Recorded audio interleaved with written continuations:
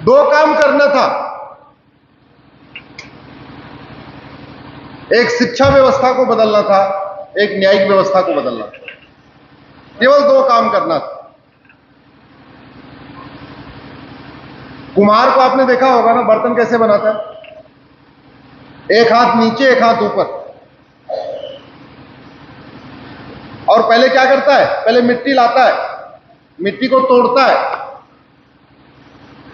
पहले मिट्टी की वो जुताई करता है, गुड़ाई करता है, निराई करता है, खरपतवार की सफाई करता है, तोड़ तोड़ के उसको एकदम बढ़िया मिक्स करता है। मिक्स करने के बाद गूंथता है, गूंथने के बाद रखता है, रखने के बाद एक हाथ अंदर एक हाथ बाहर। ये अंदर वाला हाथ शिक्षा व्यवस्था है, ऊपर वाला हाथ दंड व्यवस्था है। दो चीजें अच्छी करनी थी। शिक्षा व्यवस्था अच्छी करनी थी जिससे लोगों में ईमानदारी आए, मेहनत आए, सदाचार आए, बड़ों का सम्मान आए, माता पिता की सेवा करना, गुरुओं की सेवा करना, भाई के साथ प्रेम से रहना, बहन के साथ प्रेम से रहना, मित्र के साथ धोखाधड़ी नहीं करना, समाज के साथ धोखा नहीं करना, ये संस्कार आता। और दंड व्यवस्था ऐसी होती, ऊपर वाला हाथ जैसे सिंगापुर वाला है, 900 ग्राम गांजा मिला तो फांसी। दुर्भाग्यवश दोनों पे काम नहीं हुआ और इसका नतीजा आपके सामने। हमारे ही अपने लूट रहे। एक एक कलेक्टर के पास, एक एक आईएएस के पास 1,000 करोड़ की प्रॉपर्टी निकलती है। एक एक सांसद के पास 5-5 हजार करोड़ की प्रॉपर्टी निकलती है। और ये क्या करते क्या है, खासतौर पे ये आपको जाति की अफीम खिलाते हैं और आप जाति की अफीम खा के मस्त रहते हो। फिर आप सोचते नहीं हो भैया इसका काम क्या है। मोची को 10 रुपए देते हो जूता सिलने के लिए, अगर मोची ठीक से जूता नहीं सिलता तो दोबारा बोल के आते हो, अरे भैया हमने तुम्हें 10 रुपए दिया, तुमने जूता कैसे ठीक से नहीं सिला। कपड़ा प्रेस करने वाले को 10 रुपए देते हो, ठीक से कपड़ा नहीं प्रेस किया, उसको टोकते हो जाके, कैसे कपड़ा तुमने प्रेस किया, ठीक ही नहीं हुआ है। तो डॉक्टर साहब को 500 रुपए देते हो, एक बार दवा दिया उन्होंने, अगर बीमारी ठीक नहीं, अगली बार जाके बोलते हो डॉक्टर साहब कैसी दवा दे रहे हो, बीमारी तो ठीक ही नहीं हो रही है। ट्यूशन पढ़ाने वाले को 2000 रुपए देते हो, बच्चे का नंबर कम आता है, उसको टोकते हो, साहब कैसा ट्यूशन पढ़ा रहे हो, बच्चा तो फर्स्ट आ ही नहीं रहा। हम इतने सेल्फिश हो गए हैं, इतने स्वार्थी हो गए हैं, जहां हमारा पर्सनल काम है, पर्सनल इंटरेस्ट है, वहां हमको क्वालिटी चाहिए।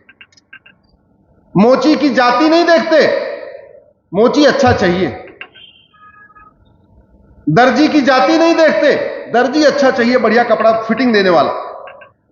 धोबी की जाति नहीं देखते, बढ़िया कपड़ा धोने वाला चाहिए। टीचर की जाति नहीं देखते, ऐसा हो बढ़िया पढ़ाए।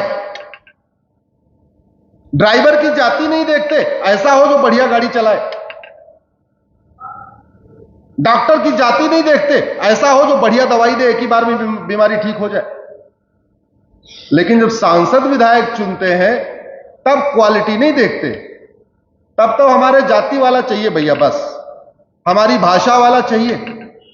अरे जिससे देश चलवाना है, कानून बनवाना है, अल्टीमेटली जैसे डॉक्टर का काम दवाई देना है, ड्राइवर का काम गाड़ी चलाना है, धोबी का काम कपड़ा धोना है, नाई का काम बाल बनाना है, सांसद विधायक का काम क्या है, फीता काटना है क्या?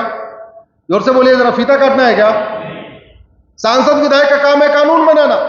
संविधान में उनको लॉ मेकर कहा गया। जैसे फिल्म मेकर का काम है अच्छी फिल्म बनाना, ऐसे लॉ मेकर का काम क्या है, अच्छा। और आज तक कानून बनाया नहीं,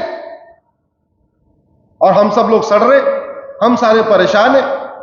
इसलिए मैं कहता हूं, अगर वास्तव में भारत को बदलना है तो कई सारे रिफॉर्म करना पड़ेगा। सोशल रिफॉर्म करना पड़ेगा, इकोनॉमिक रिफॉर्म करना पड़ेगा, पॉलिटिकल रिफॉर्म करना पड़ेगा, टैक्स रिफॉर्म करना पड़ेगा, पुलिस रिफॉर्म करना पड़ेगा, लीगल रिफॉर्म करना पड़ेगा, जुडिशियल रिफॉर्म करना पड़ेगा, एडमिनिस्ट्रेटिव रिफॉर्म करना पड़ेगा, एजुकेशन रिफॉर्म करना पड़ेगा, इलेक्शन रिफॉर्म करना पड़ेगा। डेमोक्रेटिक रिफॉर्म करना पड़ेगा, लेजिस्लेटिव रिफॉर्म करना पड़ेगा, सिटीजनशिप रिफॉर्म करना पड़ेगा, धर्मस्थलों को रिस्टोर करना पड़ेगा, हेल्थ के रिफॉर्म करना पड़ेगा, लेबर रिफॉर्म करना पड़ेगा, एग्रीकल्चर रिफॉर्म करना पड़ेगा, बैंकिंग रिफॉर्म करना पड़ेगा। और ये जितने रिफॉर्म मैं आपको बता रहा हूं, ये सारे रिफॉर्म 1 साल में हो सकते हैं, मात्र 1 साल। 75 साल इसके लिए नहीं चाहिए, मात्र 1 साल। क्यों? क्योंकि भारत में कम से कम 5000 रिटायर्ड जज बैठे हुए हैं, उनके पास कोई काम नहीं। उनको काम दे दीजिए, वो नए नए ड्राफ्ट बना के देते रहेंगे। भाई, अपना डेटा हैक न होने पाए, हमारा मोबाइल का डेटा सुरक्षित रहे, कोई हैक न कर पाए, इसके लिए हम अमेरिका का आईफोन यूज कर सकते हैं। अपने भारत, हमारा भारत सुरक्षित रहे, इसके लिए अमेरिका के कानून नहीं ले सकते क्या? जोर से बोलिए जरा। अपना घर बनवाते हैं ये नेता और नौकरशाह, कम से कम 5 आर्किटेक्ट से बात करते हैं,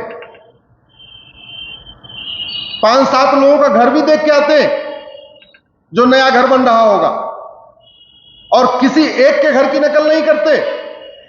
किसी एक के घर के ड्राइंग रूम की नकल, दूसरे के घर के बेडरूम की नकल, तीसरे के घर के किचन की नकल, चौथे के घर के लॉबी की नकल।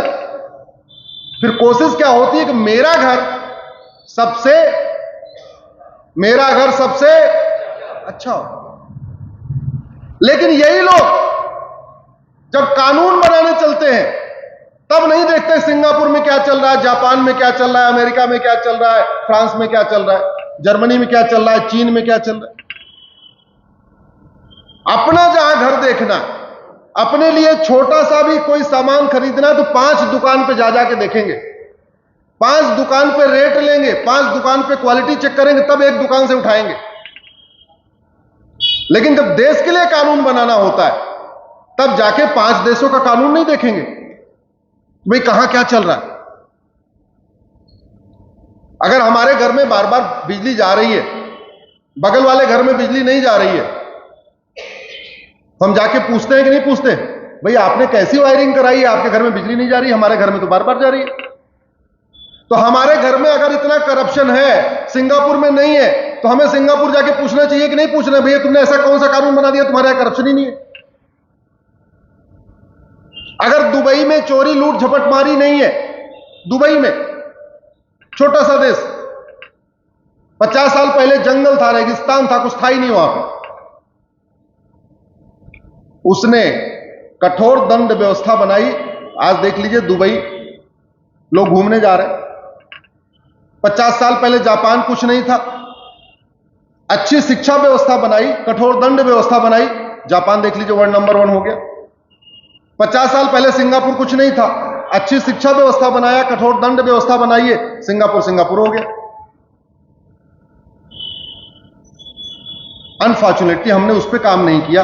इसलिए मैं कहता हूं कि भारत में अगर वास्तव में आपको संविधान की भावना के अनुसार काम करना है, तो जो लोग संविधान की शपथ लेते हैं, कहते हैं मैं ईश्वर की शपथ लेता हूं, शपथ लेने वाले सांसद, विधायक, मंत्री और जज, हाई कोर्ट के जज, सुप्रीम कोर्ट के जज, ये उनकी ड्यूटी है।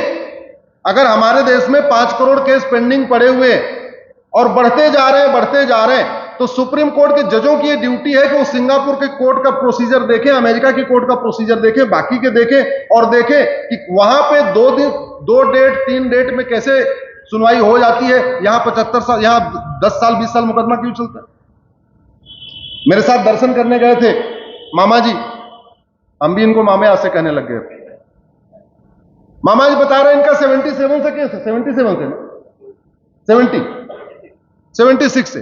अब आप देख लीजिए सामने प्रमाण, 76 से इनका जमीन का केस चल रहा है। डिस्ट्रिक्ट कोर्ट से हाई कोर्ट गए, हाई कोर्ट से फिर डिस्ट्रिक्ट कोर्ट आ गए, अब फिर हाई कोर्ट जाएंगे, और नहीं हुआ तो हमारे पास आएंगे।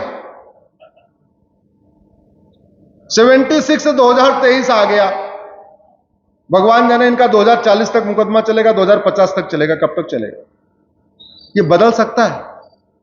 एक आदमी का भी सुप्रीम कोर्ट में केस आया था, अपना मकान खाली कराने में उसको 40 साल लग गए, किराए पे दिया था, जितना किराया नहीं मिला उससे ज्यादा वकीलों पे खर्च हो गया। और 40 साल मुकदमा लड़ा उसने।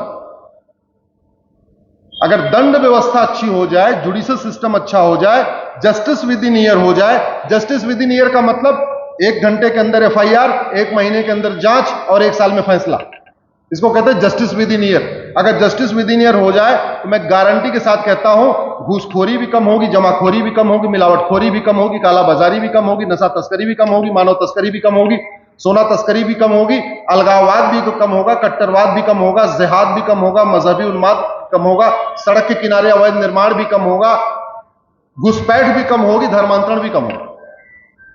और जस्टिस विद इन ईयर लागू करने के लिए कोई रॉकेट साइंस नहीं करना है, केवल कानूनों को बदलना है। इसलिए मैं कहता हूं कि अगर वास्तव में राम राज्य स्थापित करना है भारत में, तो टैक्स चार्टर लागू करना पड़ेगा, पुलिस चार्टर लागू करना पड़ेगा, जुडिशियल चार्टर लागू करना पड़ेगा, एडमिनिस्ट्रेटिव चार्टर लागू करना पड़ेगा, एजुकेशन चार्टर लागू करना पड़ेगा, इलेक्शन चार्टर लागू करना पड़ेगा, सिटीजन चार्टर लागू करना पड़ेगा। और ये सारा काम मात्र 1 साल में हो सकता है। कितने साल में? यानी भारत की 80% समस्याओं का समाधान 1 साल में हो सकता है, उसमें कोई लागत नहीं आएगी। बात करप्शन की है। आज 2 घटनाएं घटी हैं।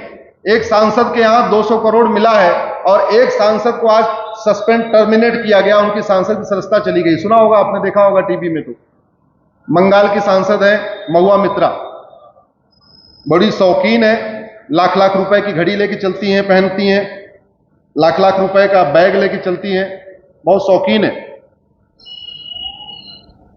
आज तक कभी प्राइवेट बिल नहीं कोई पेश किया, कानून बनवाने में कोई मदद नहीं किया, जो उनका मुख्य काम है। लेकिन तू मैं करने में बहुत एक्सपर्ट है, नूरा कुश्ती करने में बहुत एक्सपर्ट है। सबसे पहले हमें वापस अपने फिर से अपनी गुरुकुल शिक्षा व्यवस्था पे जाना पड़ेगा, अपनी वैदिक शिक्षा व्यवस्था पे जाना पड़ेगा। तभी वास्तव में भारत में शांति आएगी, समृद्धि आएगी, खुशहाली आएगी। सबसे पहले हमें अपने उस संस्कार व्यवस्था को लागू करना पड़ेगा। पहले हमारे यहां 40 संस्कार होते थे, 40 से घट के 25 हुए और 25 से घट के 16 हो गए।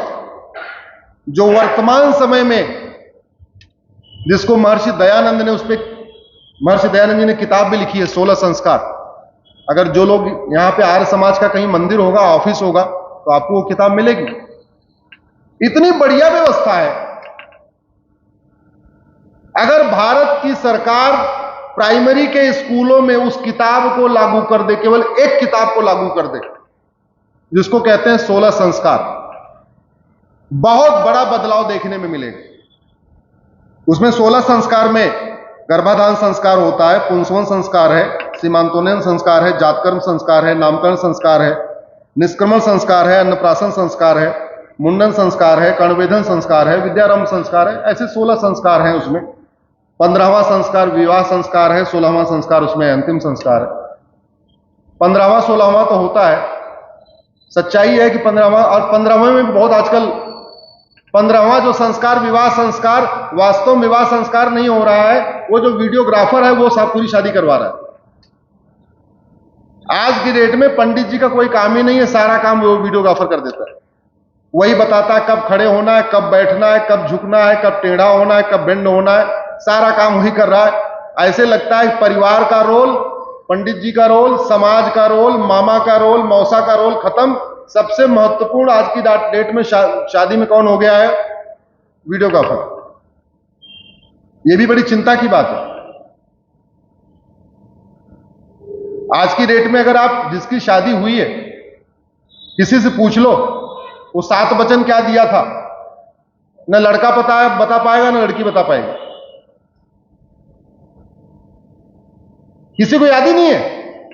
इतना फोटो खिंचवाने में मस्त है कि जो 7 वचन देते हैं वो याद ही नहीं रहता उनको, क्या 7 वचन दिया और क्या 7 वचन लिया। इतना ज्यादा हाईटेक हो गया। इसका मूल कारण यह है पश्चिम की शिक्षा, पश्चिम की संस्कृति। भारत में केवल वैदिक शिक्षा व्यवस्था लागू हो जाए, और ज्यादा नहीं, 10वीं तक मैं कह रहा हूं, केवल 10वीं तक हो जाए। One nation one education board हो जाए, वन नेशन वन सिलेबस हो जाए, वन नेशन वन करिकुलम हो जाए, और बहुत आराम से हो सकता है।